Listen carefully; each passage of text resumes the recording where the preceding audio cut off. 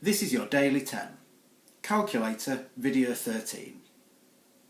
Make sure you pause the video and attempt each question before you look at the solution. Here's your first question. So here we're given the four angles in a quadrilateral. We need to work out which of these four quadrilaterals it could be. Well, straight away I can discount two of them, because we know that for parallelograms and for rhombus, that the opposite angles are the same in both pairs of the opposites. So these two and these two would be the same. Because you've only got two angles that are the same, the other two are different, could not be either of these. Now the fact that we have got one pair of equal angles, to me would suggest that this is going to be a kite. The reason being, if you were to do a little sketch of a kite, you need to have two angles that are the same and the other two are going to be different. So I'm going to say that that one would be a kite. Here's your second question.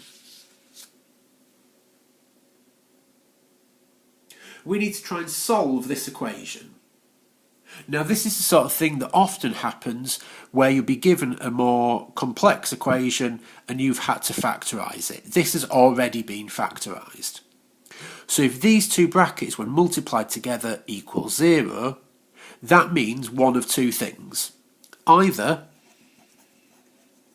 x minus 8, the first bracket, equals 0, which if that's the case, then x would have to equal 8 for this to equal 0, or x plus 7, so the second bracket, equals 0. Well, for this to be the case, x would have to be minus 7. So your two solutions that you'd need for this are x equals 8 and x equals minus 7. You would need to make sure you write down both to get the mark.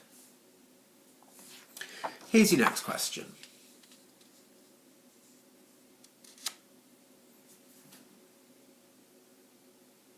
So for this question, what we need to do is try and find an equation of a line that is parallel to this one, but we're going for a specific one that's going through this pair of coordinates. Well, parallel lines, the first thing we need to remember is that parallel lines have the exact same gradient. So because the gradient of this first line is 5, because the gradient is always the number in front of the x, the first thing we can write down straight away is that our new line must be y equals 5x plus, and then we need to work out what number needs to go at the end. So until I've worked it out, I'm going to just reuse the letter C to find out later on. This has got you a mark already because you've given an equation that is parallel. In order to then use this bit of information, this set of coordinates, to find C, what I now do is I substitute these two numbers in to replace x and y in the equation. Because if you remember, the first number in the bracket is the x coordinate, the second the y coordinate.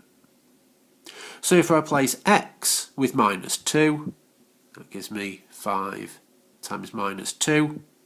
I replace y with minus 4, so minus 4 there, and plus c, because I've not done anything with that yet. So what we get here is that minus 4 is equal to 5 times minus 2, that's minus 10, plus c. Well, if I want to try and rearrange this and find out what c is, I'm going to have to add 10 here to make this just c.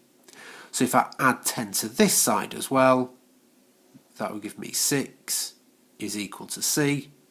So now the letter c I can replace with 6. I'm going to do this on the answer line.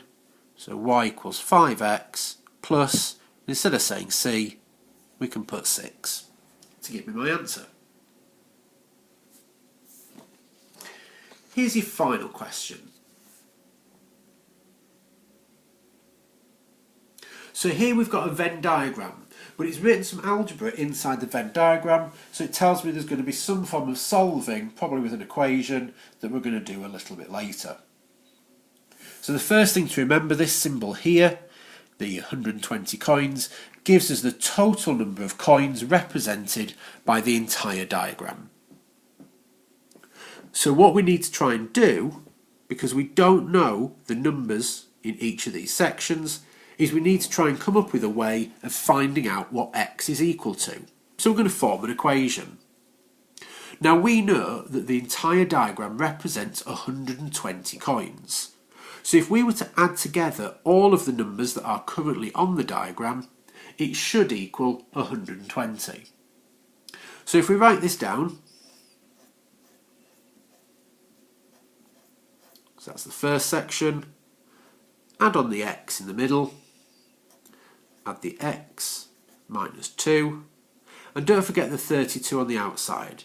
The 32 there, remember, represents coins that are neither British nor from the 20th century.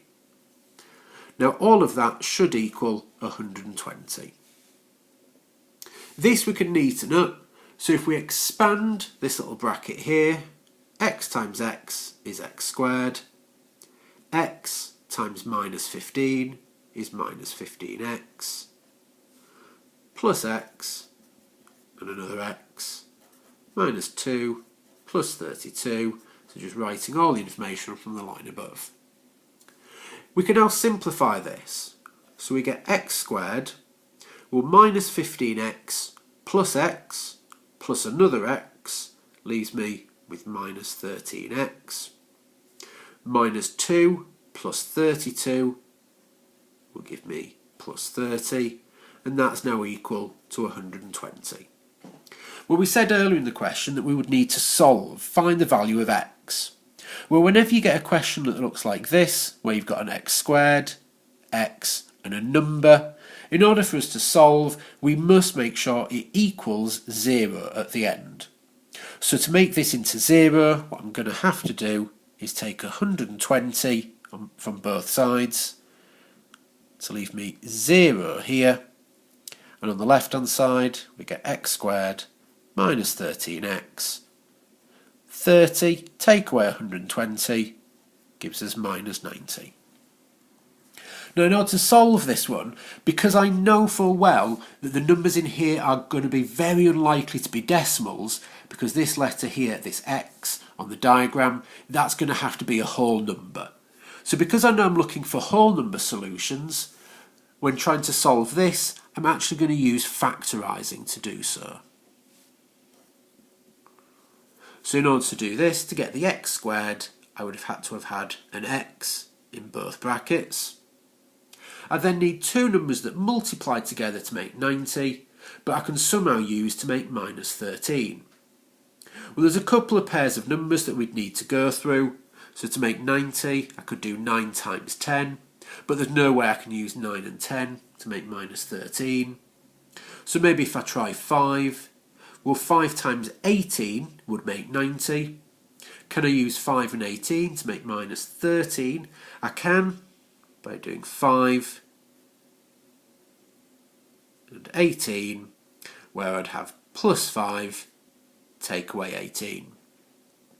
Now we saw in one of the questions a little bit earlier in this video that at this point to solve, the value that I'd need here for x is for x to be minus 5, and for this bracket to equal 0 I would need that x is equal to 18. Well, at that point we can discount one of these straight away, because x is actually used on its own in this middle section of the diagram.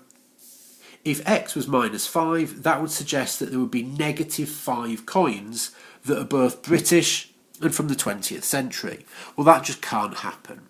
So x must be equal to 18. So at that point what I'm actually going to do is go back to the diagram and replace the letter x with 18 instead. Well, x is now equal to 18, so x minus 2 would have to be 16. This one here, well, 18 times by, in the brackets, it'd be 18 take away 15, well, that's 3. So 18 times 3, again, don't forget, calculator paper, that will give us 54. Now the question has asked us to find the probability that it's from the 20th century. The 20th century is T, so it's this circle, so that would mean I need to add together 54 and 18, so So 54 plus 18 is 64. So 72 altogether for that circle. 72. And it's a probability out of the total number of coins. So it'd be 72 over 120.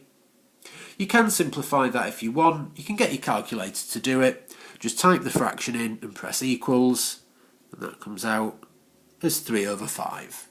So I put down at the bottom that my answer was 3 out of 5.